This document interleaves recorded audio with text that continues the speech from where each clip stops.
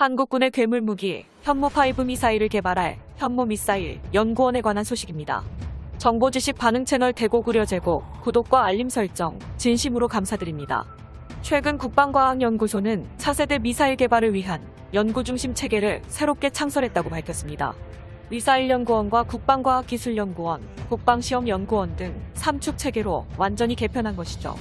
국방무기 연구개발 체계에서 현무미사일만 독자적으로 독립한 이유는 크게 두 가지가 있습니다.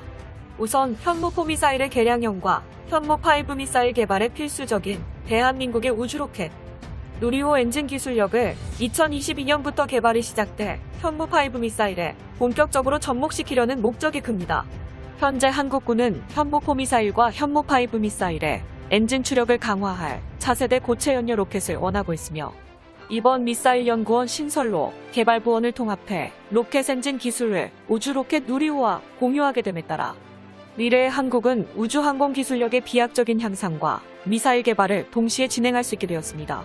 두 번째로 완전히 독자적인 현무미사일 연구원 신설로 인한 인원 충원과 R&D 예산 투자, 비용 증설로 한국군 무기체계에서 탄도미사일의 비중을 더욱 높일 것이라는 국방부의 요청 덕분이었습니다.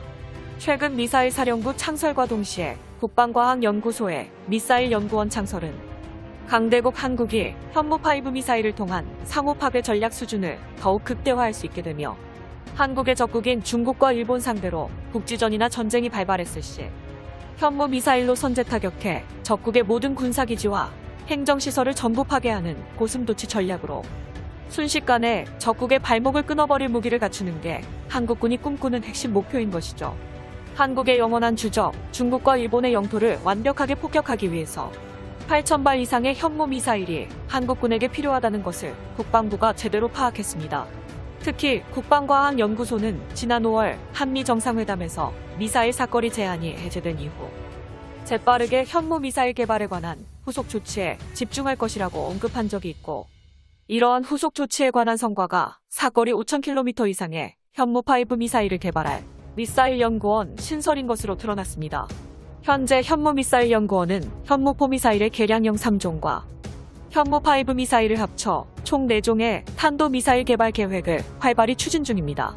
현무4로 불리는 사거리 1,500km 이상, 탄두 중량 4톤급의 지상 발사형인 현무4 미사일은 시험 발사가 완벽하게 성공하면서 발사 모습까지 전 세계에 공개되었고 현무40이라는 이름이 붙어진 구축함 탑재형 현무4 미사일의 성능은 구축함에 탑재하기 위한 소형화를 통해 사거리 1,500km 이상, 탄두 중량 1.5톤급으로 계획되어 있으며 동해에서 시험 발사 준비가 척척 진행 중입니다.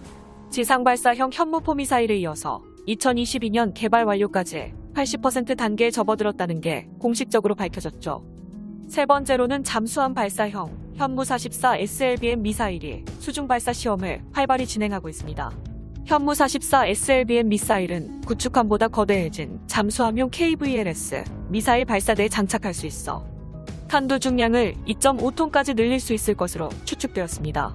마지막으로 가장 최근에 개발이 시작된 KF-21 전투기 탑재형 현무4 미사일의 성능은 전투기에 탑재하기 위한 소형화를 통해 사거리는 800km 이상, 탄두 중량은 600kg 정도로 축소되었습니다.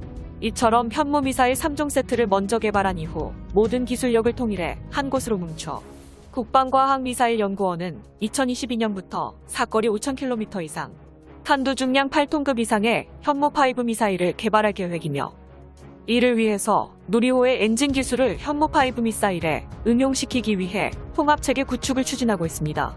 과거 현무2 미사일보다 차세대 현무4 미사일의 크기가 커지고 사거리가 대폭 늘어났듯이 현무5 미사일은 기존 현무4 미사일보다 더욱 대형화되어 강력한 파괴력을 자랑하게 될 것입니다. 미사일 사정거리 해제로 인한 현무5의 사거리는 명목상 3,000km, 최대 5,000km로 탄두 중량은 사거리를 고려해 6톤에서 10톤까지 다양하게 탑재될 것으로 예상됩니다. 강대국 한국이 현무5 미사일을 대륙간 탄도 미사일급으로 개발하여 미사일 초강대국으로 등극할 수 있게 되는 숨겨진 저력을 갖추게 되었습니다. 가장 소름 돋는 건 현무5 미사일에 탑재할 EMP 전자기펄스 탄두도 동시에 개발되고 있다는 점입니다. 한국의 국방과학연구소는 2000년대 초반부터 시작해 EMP 전자기 펄스 방식의 무기에 관한 기본적인 연구를 시작하여 기초 과학 기술을 응용해 EMP 폭탄의 형상 테스트를 완벽하게 성공시켰습니다. 탄도 미사일용 EMP 무기의 성능을 설명하자면 극초고 출력, 일종의 인공적인 번개를 만들어 적국의 대도시와 군사용 전자장비를 완벽히 파괴하는 무기라고 호칭할 수 있습니다. 이러한 EMP 미사일이 적국의 상공에서 폭발하는 순간 모든 디지털 데이터가 폭발하며 대도시의 전산망이 한순간에 초기화됩니다.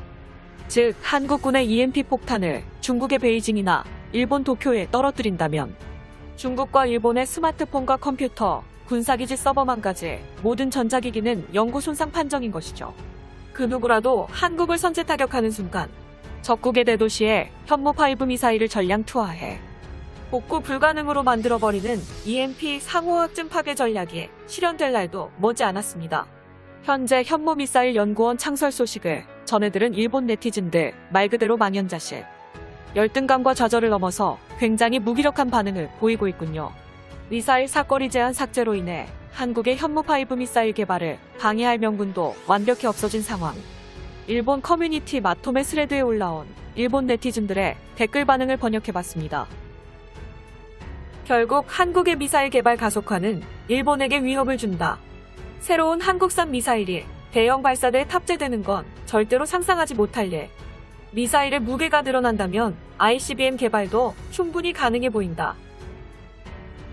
걱정 마라. 한국군은 도쿄의 넓이를 전혀 모르고 있어. 도쿄는 전 세계에서 가장 큰 도시. 고작 미사일 몇 발로 사라질 도시가 아니란 말이다. 자위대는 주일 미군이 지원 오기 전까지만 어떻게든 버티면 돼. 분하지만 핵무기가 아니라면 전혀 상관하지 않아도 된다. 저런 크기의 미사일로는 아무것도 공격하지 못해 깡통 수준이다. 5,000발이건 8,000발이건 아무리 날려도 기록적인 피해가 난리 없다.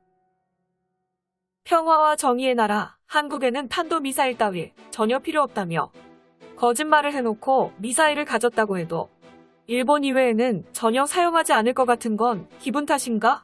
국가마저도 차별이냐? 한국을 낮은 수로 여기고 방심하는 게 일본의 근본적인 문제야. 일본과 싸우면 미사일을 발사. 그리고 일본은 초토화되고 애초에 이런 걸 막지 못하는 자위대의 무능력이 잘못이네. 정기적인 스레드에서 한국군의 미사일에 대한 위협론. 결론은 항상 현실 도피, 객관적인 의견은 존재하지 않아. 아무리 생각해도 이길 방법이 없다는 해답에 도달한다. 한국이 다량의 탄도미사일을 보유하는 건 어느 정도 가능해. 다만 시간이 많이 걸리는 점과 이에 대해 분노한 일본이나 대만을 비롯한 동남아시아에 미사일 도미노를 가져온다고. 좋은 점으로는 미사일을 갖추게 되어 서로를 견제해 대규모 전쟁이 일어나지 않게 되는 것. 점점 한국은 북한과 비슷한 수준에 도달했군. 기분 나쁜 정도에 왔어. 현무 미사일로 일본을 위협하는 수법이 북한의 선전과 매우 비슷해. 평화 노벨상을 타고 싶다며 이런 짓을 하면 전혀 탈 수 없게 돼버려. 미사일 초강대국 한국의 현무 미사일 연구원 추진을 본격적으로 시작하는군요. 현무 미사일 정밀 타격은 군사무기 교리에 가장 중요한 역할을 담당하고 있습니다. 그러므로 한국의 미사일 개발은 필수적이게 되는 것이죠. 독도와 한반도 한국 영토를 지키기 위해 한국의 대규모 타격 전략은 영원한 주적 일본과 중국의 선제 공격을 탐지해 단숨에 반격하는군요. 더욱더 강해지는 한국군 진심으로 자랑스럽습니다. 유튜브 채널명 대고구려제고 구독과 알림 설정 정말로 감사드립니다.